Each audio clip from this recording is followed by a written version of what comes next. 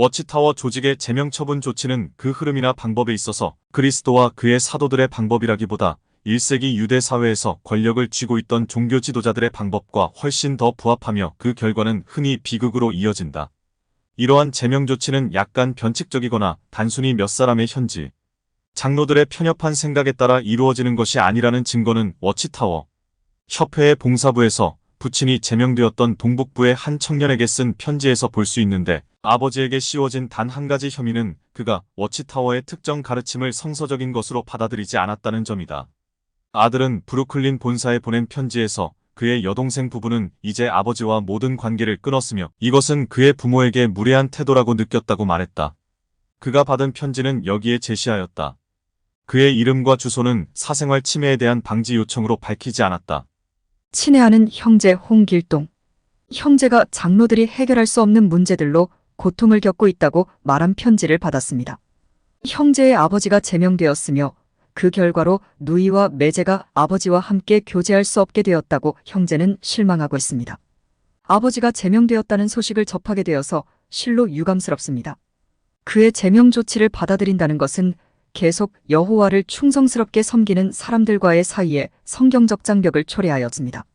이것은 충실한 자가 문제를 만든 것이 아니라 제명된 아버지가 문제를 초래한 것이므로 누이가 고린도전서 5장 11절의 명령에 존경심을 가지고 따르는 한 그녀에게 잘못을 돌리는 것은 적절치 않게 보입니다.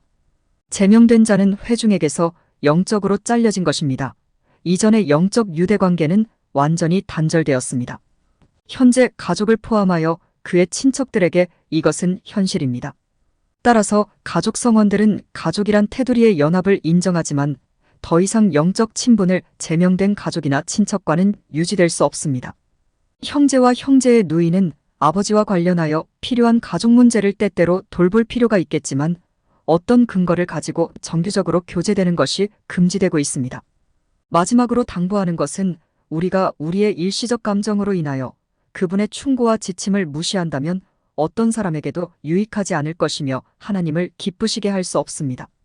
우리는 하나님의 완전하신 의로움과 그분의 길 그리고 제명된 비행자에 대한 그분의 마련에 대하여 온전한 신뢰를 나타낼 필요가 있습니다. 우리가 하나님과 회중에 충실하게 머문다면 아버지가 조만간 그로부터 교훈을 얻어 회개하고 회중으로 복귀할지도 모릅니다. 그것이 바로 형제의 아버지에게 기대하는 우리의 바람입니다.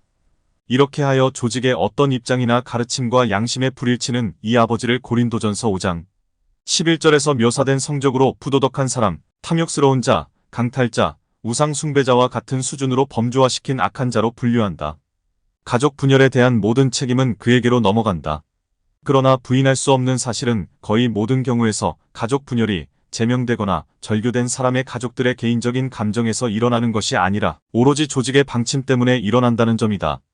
가족관계의 소외로부터 발생되는 감정적 고통은 이루 헤아릴 수 없다.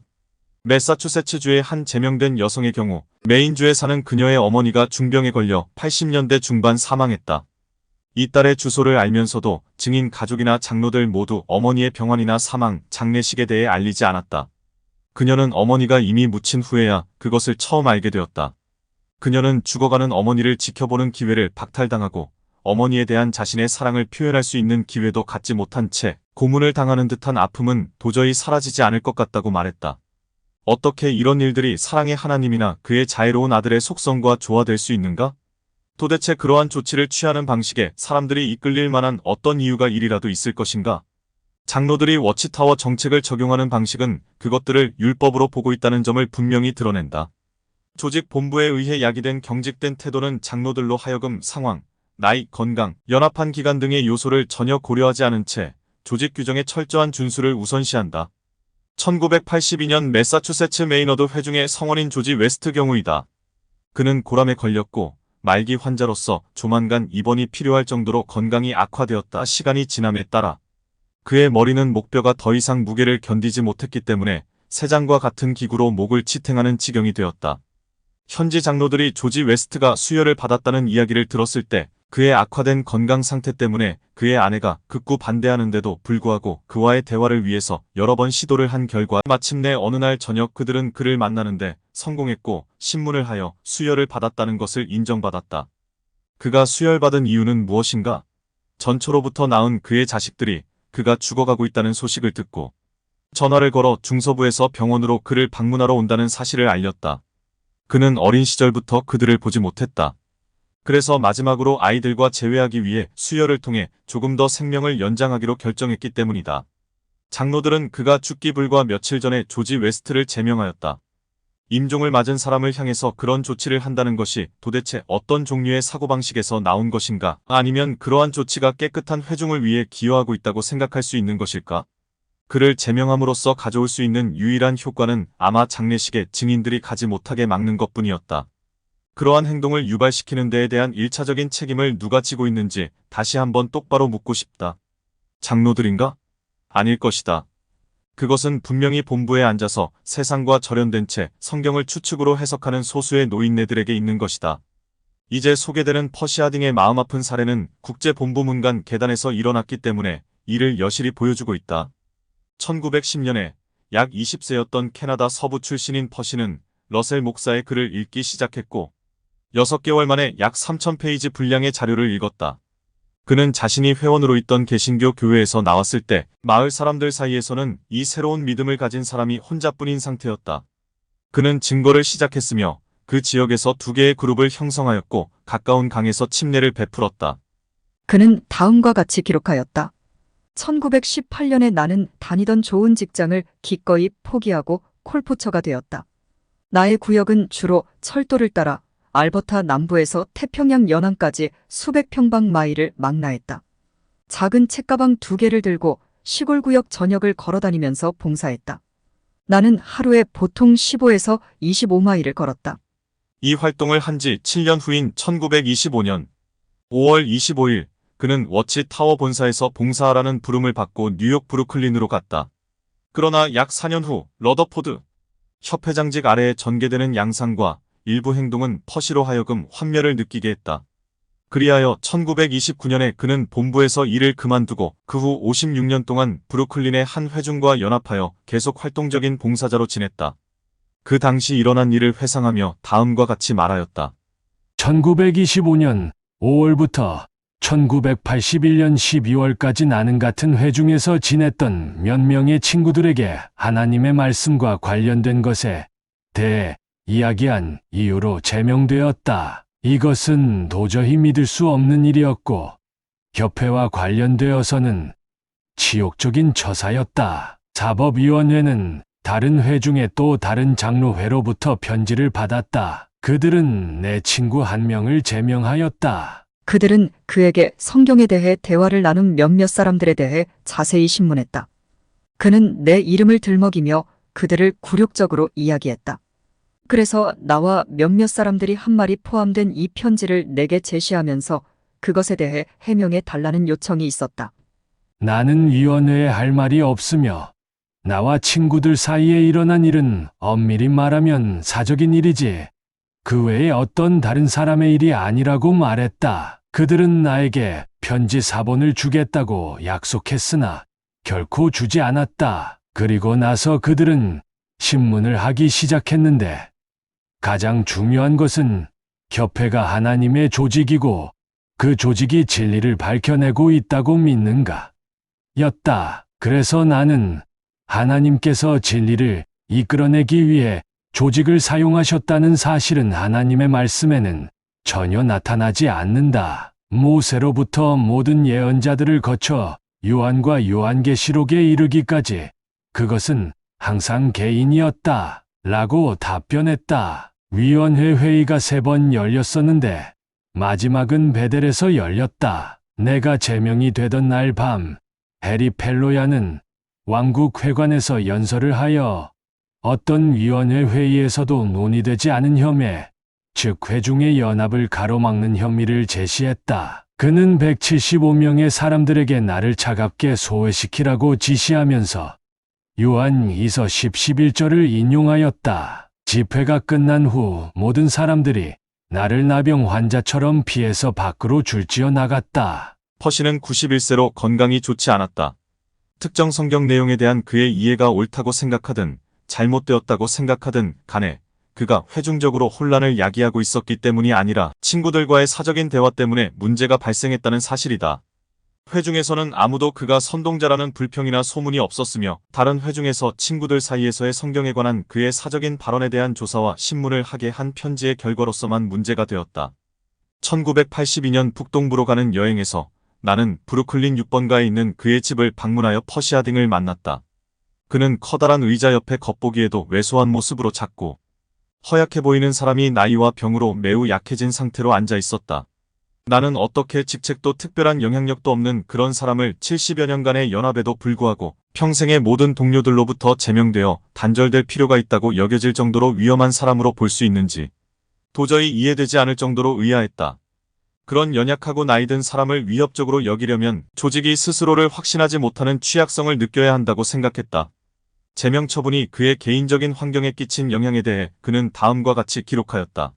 그전에는 거의 매주 나를 찾아온 2명의 증인 간병인이 있었다. 그들은 내가 나를 위해 스스로 할 수 없는 일들을 해 주었고, 더 고마운 것은 내가 그들을 필요로 한다면 언제나 도움을 줄 수 있도록 대기했다는 사실이었다. 8월 18일 92세가 되는 나이에 언제 비상사태가 일어날지 누가 알겠는가? 내가 제명된 후 간병인 중 한 명에게 전화를 걸었다. 그녀의 남편은 전화를 받고 애는 당신과 대화할 수 없다 라고 하면서 전화를 바로 끊었다. 장로들이 내게 혐의를 든 것은 내가 친구들 몇 명과 성경에 대해서 이야기를 나눈 것뿐이라는 것을 다시 한번 말하겠다. 퍼시와의 대화에서 나는 그가 무뚝뚝한 사람이라는 것을 느꼈다. 그를 심판한 장로들과의 논의 중에 그는 상당히 퉁명스러웠을 것은 당연하였을 것이다. 그러나 비록 그가 퉁명스런 상태 이상이었다 하더라도 심지어 마구 쏘아대는 성미 사나운 태도를 나타냈다 할지라도 어떻게 수백 마일 이내에 친척 하나 없는 91세의 병약한 독신자를 잘라내고 70년이 넘도록 조직과 연합한 그를 이제 와서 무시하고 잊어버렸기 때문에 그를 명단에서 지울 수 있다는 것이 정당화될 수 있는가? 그가 어떤 극악무도한 범죄를 저질렀기에 제명이 정당화될 수 있었을까? 나는 양들의 참된 목자, 예수 그리스도의 제자라고 주장하는 사람이 어떻게 그런 행동에 대한 당사자가 될 수 있는지 이해하기가 어렵다. 토사구팽이란 사자성어가 떠올랐다. 이에 대해 워치타워 대표들은 어떻게 말하는가? 누구라도 우리의 원칙에 따라 살고 싶지 않다면 자유롭게 떠나면 말리지 않는다. 여기는 압박도 없고 육체적, 감정적 괴롭힘도 없으며 본부에서 지시를 하지도 않는다. 우리는 영적인 경찰이 아니다. 우리는 누구의 생각도 억누르려고 하지 않는다. 사람들이 조직에 머무르기를 원하지 않는다면 그들은 자유롭게 떠날 수 있다. 동의하지 않는 사람들이 왜 조용히 떠나지 않는지 이해할 수 없다. 모든 탈증인들은 그들이 그리는 그림이 사실과 일치하지 않다는 것을 알고 있다고 나는 단언한다. 그들은 조용히 떠나려고 하지만 그때 무슨 일이 일어나는지 떠나려는 사람은 알고 있기 때문이다. 실제 상황은 병사가 그의 직속 상관에게 가서 이렇게 말할 때 부딪히는 상황과 비슷하다. 상관님, 제 양심에 비추어 본 결과 나는 떠나기로 결심했고 어떤 식으로든 군대를 혼란스럽게 하지 않으려고 조용히 떠나고 싶어 상관님께 알려드립니다. 그러나 만일 그가 그런 상황을 바로 철회하지 않는다면 그 군인이 처하게 될 결과는 여호와의 증인이 당면하게 되는 영적인 면과 병행점을 갖게 된다. 조용히 철수한다고 생각하는 사람들은 그의 이마에 공식적인 제명의 위협과 같은 무기인 총구가 겨냥되어 있다는 것을 알고 있다. 혹은 다른 명칭이지만 동일한 결과를 가져오는 이탈이라고 공식적으로 칭해지는 것과 같은 위협적 무기. 비록 육체적으로 총살대 앞에 배치되지는 않았지만 어떤 증인이라도 양심적인 이유로 조직을 떠나려는 시도는 가족에게도 추방된 자로 취급되어야 할 사람, 참된 그리스도인과 연합하기에 부적합한 배교자로 낙인 찍힐 위험을 무릅쓰야 한다. 조직의 방침은 명예롭게 떠날 수 있는 방법을 허용하지 않는다. 인간의 감정에 무감각한 사람이 아니라면 반드시 감정적 괴롭힘이 개입되어 있음을 알게 된다. 양심의 위기에서 나는 에드워드의 제명에 대해서 언급하였다. 50년이 넘는 기간의 대부분을 베델 봉사로서 조직과 연합했던 그는 사실상 거의 70세의 길거리에 내쳐졌다. 던랩은 조직의 가르침이 모두가 옳은 것은 아니라고 했던 친구들과의 대화에서 자신의 관점을 표현했다는 이유로 제명에 처해졌다. 나는 그의 동생 마리온과 함께 그의 젊은 시절에 하던 도베이를 막기 위해 고향인 오클라호마 시로 돌아온 것에 대해 이야기했다. 그는 후에 어떻게 되었는가? 마리온 던랩은 당시 오클라호마 시에 있는 여러 회중들의 도시 감독자로 임명되었다. 그도 거의 50년 동안 증인이었고 항상 야외 봉사와 집회 참석에 매우 적극적이었다. 그가 70세에 제명된 형에게 숙소와 일을 제의했을 때 동생 마리온도 조사를 받게 되었다. 그도 이어서 제명되었고 1년 이내에 던랩의 가족 5명이 제명되었다. 그들은 어떤 종류의 비행도 저지른 사람들이 아니었다. 그들은 문제를 일으키거나 관여하려고 하지 않았으며 시위나 항의를 하지 않았다. 그들의 믿음은 실수할 수 있는 사람이나 조직의 말이 아니라 하나님의 말씀에 의해 지배받아야 한다는 양심을 지켜야 한다고 그들은 느꼈다.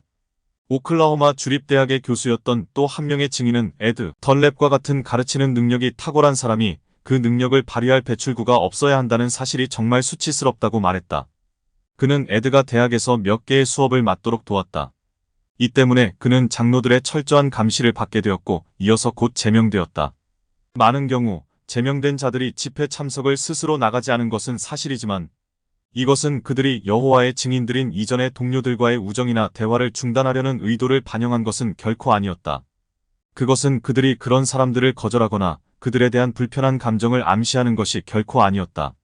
증인들에 대한 관계의 완전한 단절은 전적으로 장로들의 공격적인 조치에서 비롯되었다. 불만과 이탈의 조짐이 보이는 미심적인 경우를 추적할 때 나타내는 비상한 열심은 댄시라 하는 미시시피의 작은 곳에서 취해진 조치로 설명될 수 있다. 워커 가족은 여기서 살았으며 1940년대에 어머니와 그 후 세 딸이 증인이 되었다. 오래지 않아 왕국회관이 워커의 집길 건너 바로 맞은편에 지어졌다. 그 땅은 딸들 중 한 명의 남편이었던 레이 필립스가 기증하였으며 그는 또한 회관의 건축가이기도 했다. 세 딸 중 한 명인 수 워커는 파이오니아가 되었고 이후 워치타워의 선교학교인 길르앗을 졸업했다. 그녀는 12년 동안 볼리비아에서 어려운 환경 속에서 선교 활동을 했다. 주어진 임무를 수행하는 과정에서 트리니다드라고 불리는 정글 가장자리에 있는 마을로 갔을 때 그녀와 그녀의 파트너는 다른 증인들과의 연합로부터 완전히 고립되었다. 저지대 마을이라 특정 계절에 홍수로 범람했고 다닐 수 있는 유일한 방법은 작은 배뿐이었다. 수우는 늘 지팡이를 곁에 두었던 여자와 성경을 공부했던 일을 회상한다. 그녀는 언젠가 물속에서 뱀이 왜 현관으로 올라올 때까지 기다렸다가 연구생 여인이 막대기를 침착하게 집어들고는 뱀을 때려서 다시 물에 빠뜨리는지 그 이유를 궁금해했다. 수우와 그녀의 파트너는 몇 년 동안 질병과 형편없는 식단을 참아내며 임무를 계속 수행하였다. 1962년 수우는 볼리비아에서 나와 내 아내가 주둔하던 도미니카 공화국으로 오게 되었다. 때는 1965년에 전면적인 혁명이 있던 격동의 시기였고 수우는 성경 공부를 마치고 집으로 돌아오는 길에 총격전을 피해 숨어야 했던 적이 몇 번 있었다. 비록 건강상의 문제가 있었지만 볼리비아에서 12년간 직무를 수행하면서 그녀는 도미니카 공화국에서 13년을 더 보냈다. 이 25년의 선교인 생활 후 수는 미시시피 주 댄시로 돌아와 나이든 부모를 돌보는 것이 자신의 의무라고 생각했다.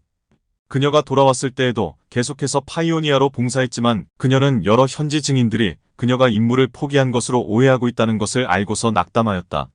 심지어 그녀의 비행으로 말미암아 협회에서 그녀를 집으로 되돌려 보내졌다는 소문까지 돌았지만 그것은 전혀 근거 없는 헛소문이었다. 나는 수워커를 안다는 사람이 그녀에 대해 이렇게밖에 평가할 수 없는지 믿을 수가 없었다. 푸에르토리코와 도미니카 공화국의 지부 감독자로서 나는 100명이 넘는 선교인들을 쉽게 사귈 수 있었다. 그들 중 어떤 선교인도 수우보다 더 많은 불평의 명분이 있을 것 같지는 않았다. 침착한 성격에 쉽게 화를 내지 않는 그녀는 불평하지 않고 조용히 자신에게 주어진 일을 처리했다. 그녀만큼 개인적인 성경 읽기를 많이 한 선교인은 거의 없었을 것이다. 이 점은 여러 해 동안 그리고 여러 나라에서의 실제 경험에 비추어 볼 때 조직이 진정으로 그리스도의 정신을 반영하지 못한다는 정도를 가늠하는 것이어서 결국 그녀는 조직이 하나님의 유일한 통로이며 선택된 도구라는 확신을 재평가하게 되었다. 그녀의 언니들도 비슷한 재평가 시점에 도달했다.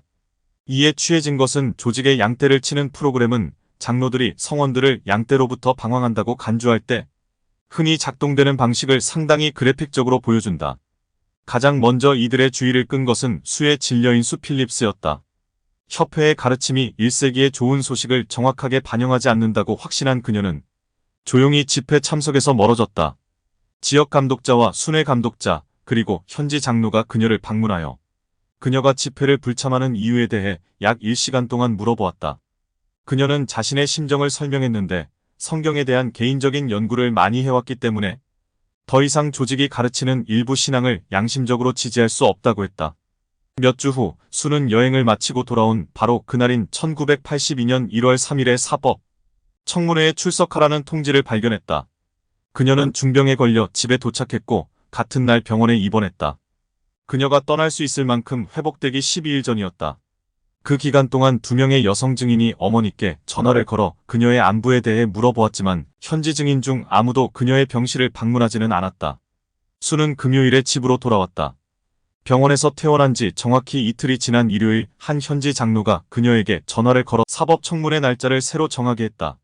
그녀는 막 퇴원했기 때문에 여전히 몸이 좋지 않아 그런 청문회 갈 생각이 없다고 그에게 알렸다. 장로는 그녀가 병원에 있다는 소식을 들었다고 말하고 그녀가 아팠다는 소식을 듣게 되어 유감이라고 말했다. 그는 이어 만약 그녀가 청문회에 출석하지 않을 경우 우리는 어떤 조치를 취하게 될 수도 있다고 말했다.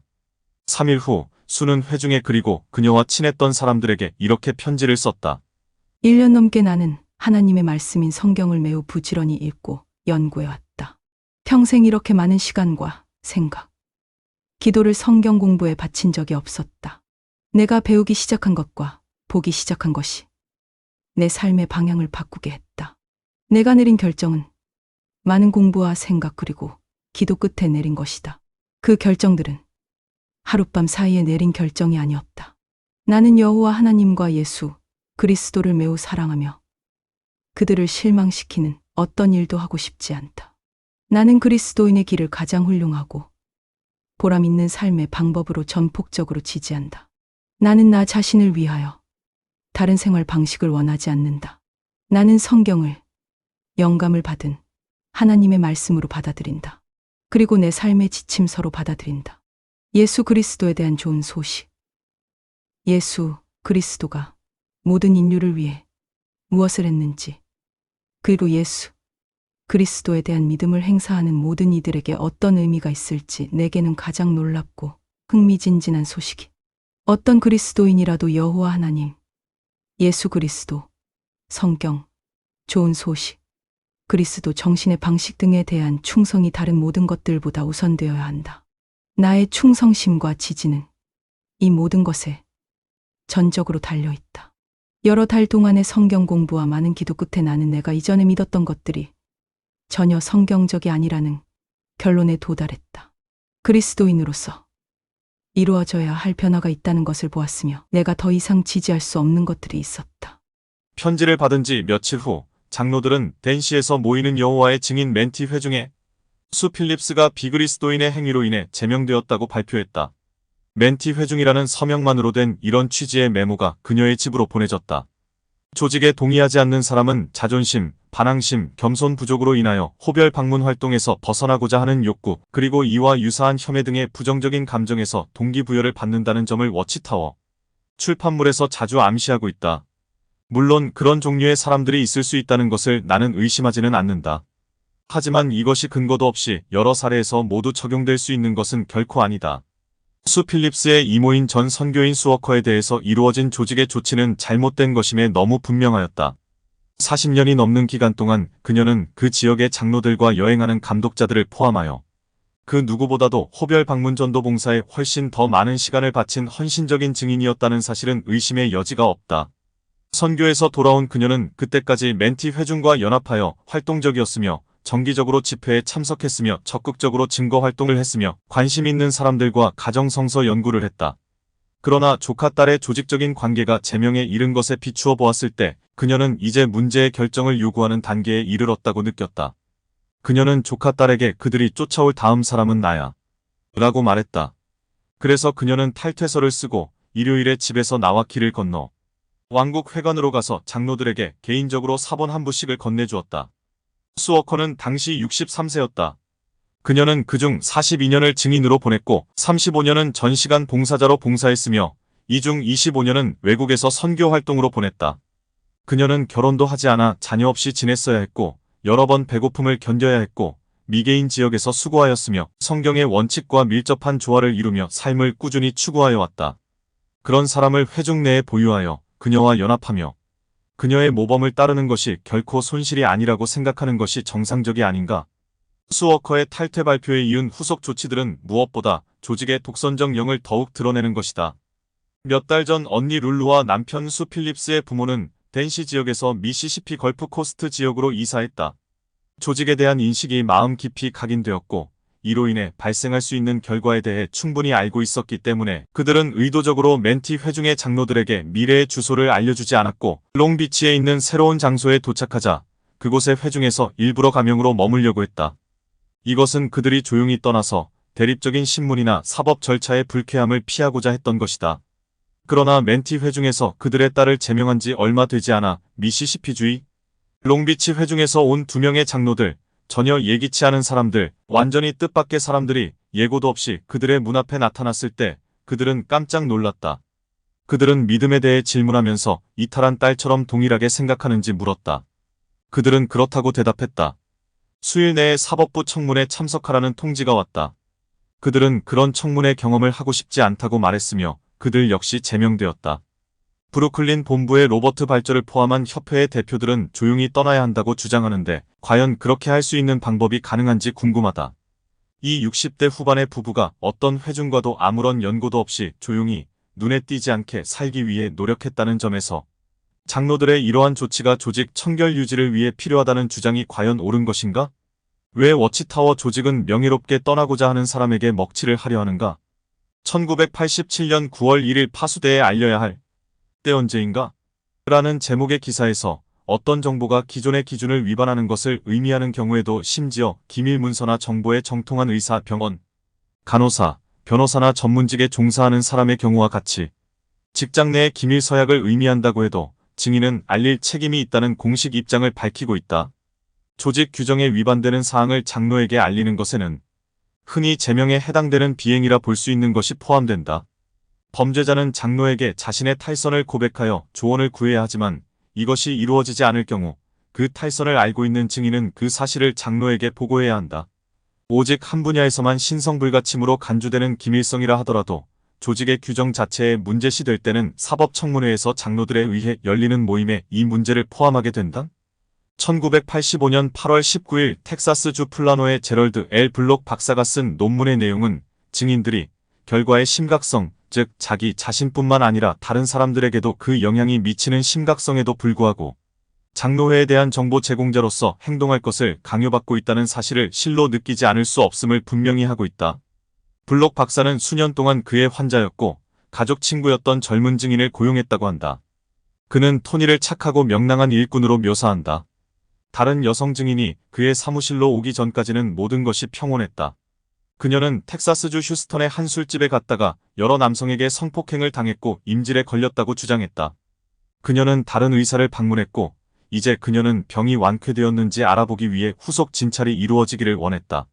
그는 그녀의 강간 주장에 진실의 의문을 제기하는 것은 자신의 입장이 아니라고 느꼈고 그녀에게 진찰만을 단순히 수행한 결과 감염으로부터 관쾌되었다는 사실을 알려주었다. 몇 주 후 린다는 화가 나서 그에게 전화를 걸어 회중에서 제명을 당하였고 이제 자기 가족들로부터도 외면당했다고 알렸다. 그녀는 토니가 블록 박사의 사무실 기록에서 정보를 빼내 장로들에게 자신의 사건에 대한 정보를 제공한 것이 확실하다며 소송을 하겠다고 위협했다. 의사는 다음과 같이 말한다. 나는 아연실색했다. 토니가 환자에 대해 밀고를 하다니 믿을 수가 없었다. 나는 그녀를 고용하기 전에 의료 사실에 대한 기밀성을 충분히 고지했다. 그리고 내 인사 매뉴얼은 환자의 비밀을 누설하는 직원에 대해 즉시 해고하는 처벌을 명시하고 있다. 내가 토니를 대면했을 때 그녀가 정말로 고자질을 한 사람이라는 사실을 노골적으로 인정한 데에 더욱 놀랐다. 그녀는 자신의 종교의 모든 성원은 교회 장로들에게 그 가르침과 훈계를 위반하는 다른 성원을 고자질해야 하는 것으로 설명했다. 그녀는 요금과 보험 정보에 대한 린다의 차트를 검토하면서 린다가 의사에게 한 말이 적힌 것을 읽었을 때 그녀는 머뭇거리면서 자신의 1차적인 충성심이 어디에 놓여 있는지를 마음에 결정하였다. 결국 그녀는 그 내용을 장로들에게 알렸다. 그녀는 조직에 대한 충성과 병원에 대한 서약 사이에 머뭇거림에서 그의 사무실 기록의 정보를 빼내 무엇을 할 것인지 고용주나 친구에게 알려야 할 의무가 있다고 결심하지 않았음을 알 수 있다. 증인으로서의 훈련은 고용주나 친구에게 알리는 것이 충성 문제에 대해 그녀에게 더 중요한 것으로 보이도록 하지 않았음이 명백하다. 블록 박사는 계속 다음과 같이 말한다. 적어도 그것은 단순히 경솔한 고자질만은 아니었다. 하지만 그것은 우리의 환자와 나에게 미칠 피해에 대해 충분히 고려한 후에 토니와 그의 친구 사이에 그런 일이 있었다면 내가 다루기가 더 힘들었을지도 모른다. 그러나 나는 공개적인 비난을 당하였다는 린다의 이야기를 거의 믿을 수 없었다. 내가 아는 증인들은 모두 친절해 보였다. 나는 그들의 종교가 위반자들에 대한 그런 고자질과 가혹한 응징을 요구했다는 것을 믿을 수 없었다. 그래서 고등학교 때부터 친구였던 교회의 인도자인 장로에게 전화를 걸어 물어보았다. 그는 그것이 모두 사실이라고 말했다. 내가 전화를 걸었을 때 화가 나기 시작해서 장로가 설명을 마칠 무렵까지 화가 치밀었다. 나는 그에게 그의 교회가 무고한 방관자인 나에게 무슨 짓을 했는지 아느냐고 다그쳤다. 그는 미안하다고 말했지만 토니처럼 교회의 가르침이 다른 모든 사안보다 먼저 우선시 되어야 한다고 생각하고 있었다. 토니처럼 그와 다른 장로들 역시 그의 직원으로부터 기밀 정보를 받았거나 그러한 법률상 기밀에 속하는 정보를 이용하기 위해 그들이 사용한 용도에 대해 의사에게 통보해야 할 도덕적 의무감을 느끼지 않았던 것 같다. 증인으로서의 그들의 훈련은 그들이 그런 식으로 전혀 생각하지 않게 하였다. 변호사와 상담 후에 블록 박사는 토니를 해고할 필요가 있다고 생각했다. 그는 그녀에게 왜 이것이 이루어져야 하는지를 설명했을 뿐만 아니라 그녀의 행동 때문에 그가 그녀에 대한 우정을 끊게 하는 원인이 되는 것이 아니라는 것을 배려하여 설명하였다. 그는 무슨 일이 있었는지 설명하면서 린다에게 사과했다. 그녀 린다는 그에게 개인적인 잘못이 없다는 것을 알았기 때문에 고소하지 않겠다고 안심시켰다. 블록 박사는 지금 다른 마을에서 의료 행위를 하고 있지만 그는 여전히 약간 꺼림칙하다고 말한다. 그는 직원의 환자 기밀을 직원이 침해한 것은 의료과실 보험에 가입되어 있지 않기 때문에 이런 식으로 피해를 입은 환자가 소송을 해서 승소한다면 우리의 값비싼 직업 책임보험은 한 푼의 보상 가치도 없을 것이라고 기술하고 있다. 그는 이제 그의 직원들 각 개인에 대하여 무거운 책임 보장을 포함하는 사업주 방침을 법적으로 세웠다. 신입사원이 올 때마다 토니와 린다의 이야기를 하게 되는데 환자의 비밀을 누설할 의무가 없다는 것을 종교적 믿음 때문에 인정할 수 없다면 그는 그들을 고용하지 않겠다고 미리 이야기한다. 파수대는 앞서 증인이 동료 회원들에 의한 위반을 반드시 장로들에게 알려야 한다는 주장을 뒷받침하는 근거로 레위기 50일에 포함된 모세 율법 조항을 인용했는데 이 조항은 레위기 51오 어떤 사람이 공개적인 증언 요청을 들었는데 그가 그 일에 대한 증인이거나 그 일을 보았거나 알고 있으면서도 알리지 않아서 죄를 지었다면 그는 자기 잘못에 대해 책임을 져야 한다. 는 것이다. 이 기사는 다음과 같은 결론을 도출한다. 서약이나 엄숙한 약속을 결코 가볍게 다루어서는 안 되지만 사람이 요구하는 약속이 우리가 하나님께 전적 헌신을 드리기 위한 요구 조건과 상충되는 경우가 있을 수도 있다. 어떤 사람이 심각한 죄를 범하면 그 사람은 사실상 하나님께 모독을 돌림으로 인해 여호와로부터 오는 공개적 저주 아래 있게 되는 것이다. 그리스도인 회중의 일부가 된 사람들은 모두 자신의 개인적인 행실과 다른 사람들이 깨끗한 상태로 머물러 있도록 돕는 두 가지 면에서 회중을 깨끗하게 유지하기로 한 서약 아래 있다. 이것은 증인 개개인에게 확실히 큰 부담을 주며 기사의 집필자는 조직이 임명한 장로들에게 동료 증인들의 죄를 신고하지 않는 사람에게도 똑같이 무거운 죄의식을 전달하려고 노력하고 있다. 그러한 입장을 정당화시키는 가장 중요한 요소로서 회중을 깨끗하게 유지하는 것이 중요하다는 사실이 강조된다. 그러나 증인들에 대한 깨끗함은 성경이 그 문제에 대해 말하든 침묵하든 관계없이 조직의 판단에 의해 결정되면 다른 이들이 깨끗함을 유지할 수 있도록 돕는 절차도 조직과 그 절차 규칙에 의해 규정된다. 이러한 사실은 모든 성원이 회중을 깨끗하게 유지하기 위한 서약 아래에 있는 것으로 본다는 주장을 스스로 불길하게 만드는 이유다. 파수대 내용의 전체 의도는 어떤 사람의 잘못된 행동이 사법적 조사의 대상이 되는지 판단하는 과정에서 다른 동료의 비행을 목격한 회중성원들로부터 개인적 선택이나 판단권을 앗아가는 것임에 명백하다. 그것은 그러한 문제를 비밀로 할 것인지 아닌지를 결정하기 위해 개인적 동정심이나 이와 유사한 연민을 허용하는 것을 배제하는 것은 물론 조직에서 임명한 장로들에게 보고하지 않고 비행자를 돕는 어떠한 개인적인 노력도 하나님에게 불경스러운 것으로 느끼도록 기술하고 있다. 일단 사법위원회 청문에서 제명이라는 판결을 내리면 조직의 방침은 사실상 모든 증인에게의 비밀스런 청문에서 어떤 내용이 있었는지 전혀 알지 못한 채 그가 제명된 상태에 있는 한 그를 죽은 사람처럼 취급하면서 제명이 선고된 사람에게 상징적 돌 던지기에 참여할 것을 요구한다. 나는 하늘의 재판장과 그의 아들을 진정으로 존경하고 있는 사람이라면 우리가 결국 심판석에 나타나기 전에 특히 그가 진짜 악한 자라고 비난받는 것에 대해 심중에 의문이 있다면 우리가 개인적으로 던지는 돌에 대해 개인적인 책임감을 진지하게 고려해야 할 것이다.